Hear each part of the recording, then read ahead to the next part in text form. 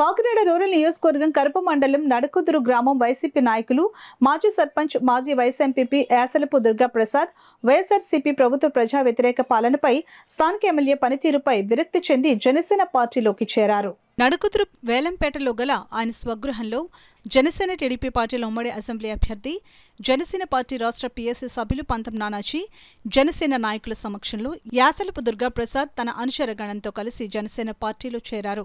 వీరందరికీ పంతం నానాజీ పార్టీ కండువాలు వేసి పార్టీలోకి సాధారణంగా ఆహ్వానం పలికారు. ఈ కార్యక్రమంలో టీడీపీ నాయకులు, జనసేన పార్టీ రాష్ట్ర, జిల్లా, మండల, గ్రామస్థాయి నాయకులు, జన సైనికులు పాల్గొన్నారు. నేను కానీ పవన్ కళ్యాణ్ గారు కానీ ఆయన 20 లక్షల ఓట్లతోటి నేను 40,000 ఓట్లతోటి ఆగిపోవడానికి రాజకీయ పార్టీ పెట్టలేదు. ఎంపీపీలు చేసేవాళ్ళు, ఎంపీటీలు చేసేవాళ్ళు, ఎమ్మెల్యేలు చేసేవాళ్ళు అనేక మంది ఇదే పవన్ కళ్యాణ్ గారు గతంలో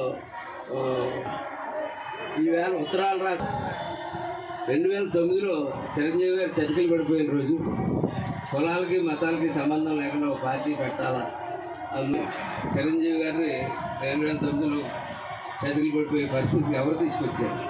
మీరు కాదా అని నేను అడుగుతున్నాను. ఆవేళ మీరు ఎవరన్నా చేయించి ఆయన లేపడానికి ఓటు ఇచ్చారా? ఎవరూ ఓటు ఇవ్వలేదు. అలాగే 2019లో కళ్యాణ్ గారు 2 చోట్ల ఓడిపోయినప్పుడు మీరు ఎవరన్నా చేయించే ఓటు ఇచ్చి లేపడానికి ప్రయత్నం చేశారా? రోడ్లు ఎందుకు వేస్తున్నారో కూడా తెలుసు.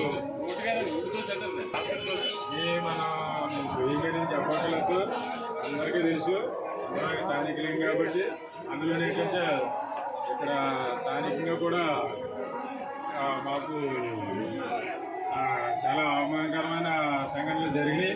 దాని గురించి అన్నీ కూడా మేము ఆలోచించాం. అన్నీ కూడా ఆలోచించే ఇక్కడ మనకు సరైన గౌరవం లేదు.